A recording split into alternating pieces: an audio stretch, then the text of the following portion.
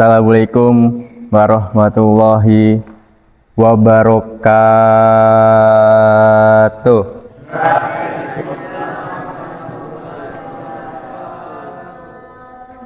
Assalamualaikum warahmatullahi wabarakatuh.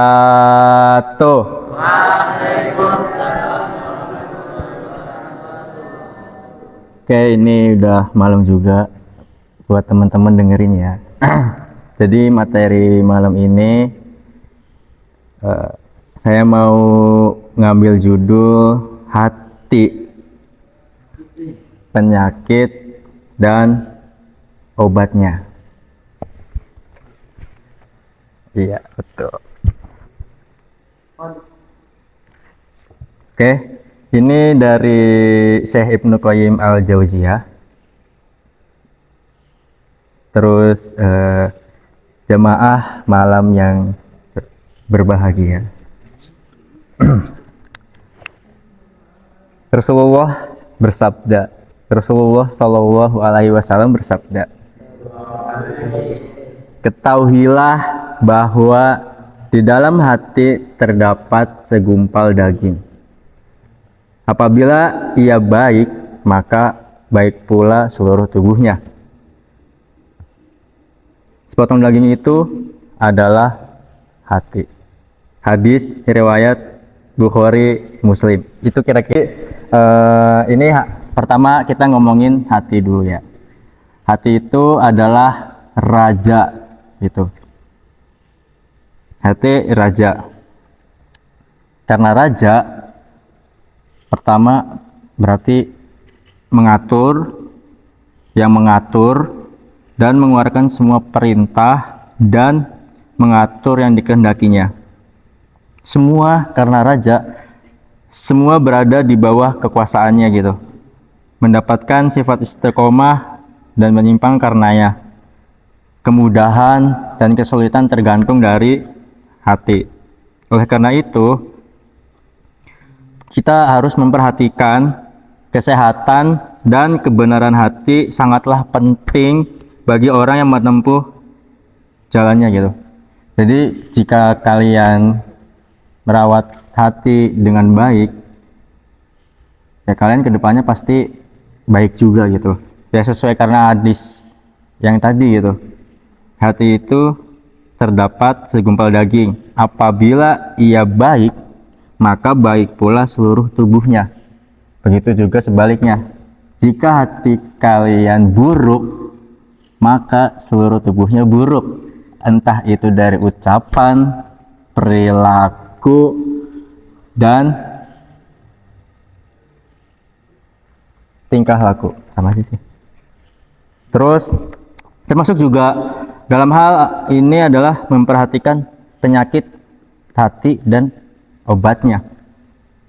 Pertama kita tahu hati itu di dalam sini kan. Tadi hati itu adalah raja yang mengatur seluruh tingkah laku apa segala macam.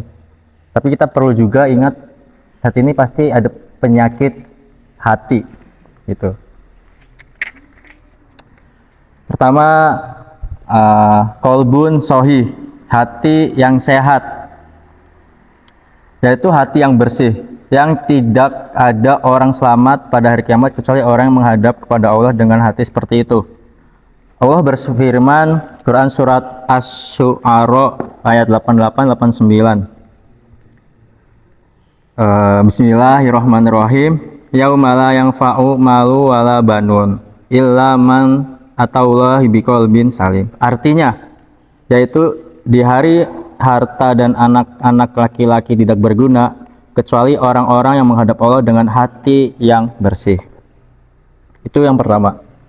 Jadi qalbun sahih itu hati yang sehat gitu. Hati itu sehat. Nah, ketika hati kita sehat, itu pasti kita bisa selamat gitu. Itu yang pertama. Yang kedua, qalbun mayit. Pasti qalbun mayit itu hati yang mati. Jenis hati yang kedua ini kebalikan dari hati yang pertama. Tadi yang pertama sehat, yang kedua mati. Nah, ini hati yang tidak mengenal Tuhannya, tidak menyembah kepadanya, tidak mengikuti perintahnya, apa yang dicintainya dan diridhoinya gitu, ya hatinya mati. Imannya adalah hawa nafsu, pemimpinnya adalah syahwat, pengemudinya adalah kebodohan, dan kendaraannya adalah kelalaian gitu. Ya, jadi syahwat, hawa nafsu, syahwat, dan kebodohan. Nah, yang terakhir itu kelalaian. Yang ketiga, kolbun marid, hati yang sakit gitu. Maksudnya itu hati yang hidup tetapi memiliki penyakit layaknya tubuh. Hati ini memiliki dua materi, kadang didominasi oleh salah satu dari keduanya dan kadang-kadang didominasi oleh yang lainnya gitu. Apabila didominasi oleh kesehatannya, maka dikelompokkan ke dalam hati yang sehat, itu hati yang sakit. Jadi hatinya ini hidup, tapi di dalamnya itu ada penyakitnya gitu. Itu jadi ada tiga tuh. Pertama kolbun sohi, hati yang sehat. Kedua hati yang mati. Ketiga hati yang sakit. Terus habis setelah itu nih ada jenis penyakit hati, tentunya ada obatnya juga gitu. Kemungkinan ada penyakit pasti seenggaknya itu ada obatnya gitu. Pertama, penyakit yang penderitanya tidak merasakan sakit pada saat itu tuh. Jadi dia tuh nggak sadar kalau dia tuh ternyata hatinya tuh ada penyakitnya gitu. Contoh kayak penyakit kebodohan, mengeluh syahwat gitu. Jenis penyakit ini, penyakit itu sakit gitu, karena kadang tuh kita nggak tahu gitu. Penyakit ini termasuk penyakit yang paling berbahaya dan berat gitu.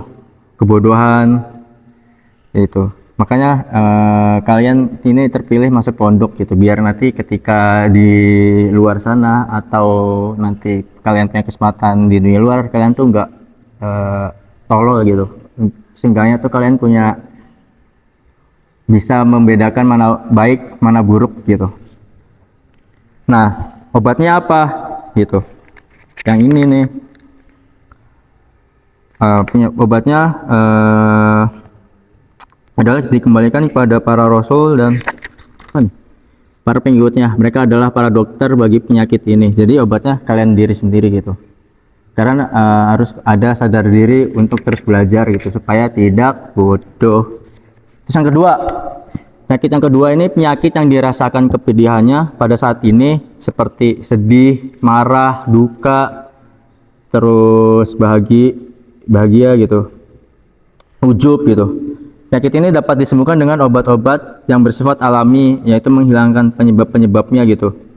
Misalnya sedih, obatnya ya jajan, keluar, bahagia gitu. Terus hati dapat merasakan kepedihan sebagaimana dirasakan oleh badan. Makanya ketika hati kita nggak enak, tuh kadang tuh mau ngaji tuh males, jadinya sakit, kayak malas-malasan gitu. Sama kayak badan juga, ia dapat merasakan kepedihan yang sangat pedih sebagaimana hati yang merasakan celaka sebagaimana hati gitu. Penyakit hati dapat dihilangkan dengan obat-obat yang alami, termasuk penyakit fisik gitu. Terus ada di surat At-Taubah ayat 14-15 gitu. Artinya perangilah mereka, niscaya Allah akan menghancurkan mereka dengan perantaraan tangan-tanganmu, dan Allah akan menghinakan mereka dan menolong kamu terhadap mereka, serta melegakan hati orang-orang yang beriman dan menghilangkan panas hati orang-orang mukmin, dan Allah menerima taubat orang dikehendakinya. Allah Maha mengetahui lagi Maha bijaksana. Jadi ya kalian masing-masing yang memperangi hati kalian gitu, yang menjaga hati kalian ya diri kalian sendiri gitu. Dan Allah juga Maha mengetahui, Maha bijaksana gitu. Terus selanjutnya hadis dari Nabi Muhammad bersabda, mereka telah membunuhnya, semoga Allah membunuh mereka. Mengapa mereka tidak bertanya apabila mereka tidak mengetahui? Sesungguhnya obat bagi kebodohan adalah dengan bertanya. Jadi kalau nggak tahu atau apa, nanya aja gitu.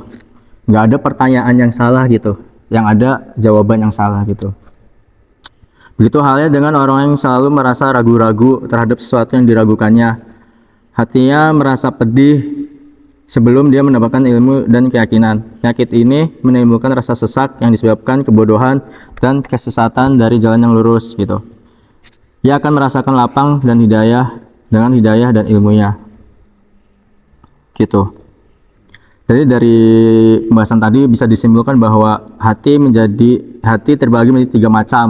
Nih, pertama hati yang hidup, hati yang mati, dan hati yang sakit. Terus yang kedua, hati yang sehat adalah hati yang kesadaran, ketundukan, dan penerimaan terhadap kebenaran bersifat sempurna. Terus yang ketiga, hati yang mati adalah hati yang tidak dapat menerima dan tidak tunduk kepada kebenaran, alias kayak sombong gitu. Yang keempat, hati yang sakit adalah hati yang hidup tetapi berpenyakit, sehingga terkadang dapat dikategorikan sebagai hati yang sehat ataupun hati yang mati, tergantung manakah yang lebih dominan gitu, atau kesehatannya atau penyakitnya gitu, mana yang dominan nih, apa yang mati atau yang sehat gitu. Terus yang terakhir, penyakit hati itu lebih besar bahayanya daripada yang terjadi pada badan. Maksudnya adalah rusaknya tuh karena hati di dalam, terus daging kan kita nggak tahu ya. Kadang tuh efeknya tuh bisa menular, bisa ke badan gitu, karena hati kita nggak sehat gitu. Penyakit hati ada yang dapat dihilangkan dengan obat-obat yang bersifat alami dan ada yang tidak dapat disembuhkan kecuali dengan obat-obat yang bersifat syar'i dan imani. Oke, mungkin itu materi dari saya, yaitu tentang hati, penyakit, dan obatnya. Oke, cukup sekian. Terima kasih. Wassalamualaikum warahmatullahi wabarakatuh.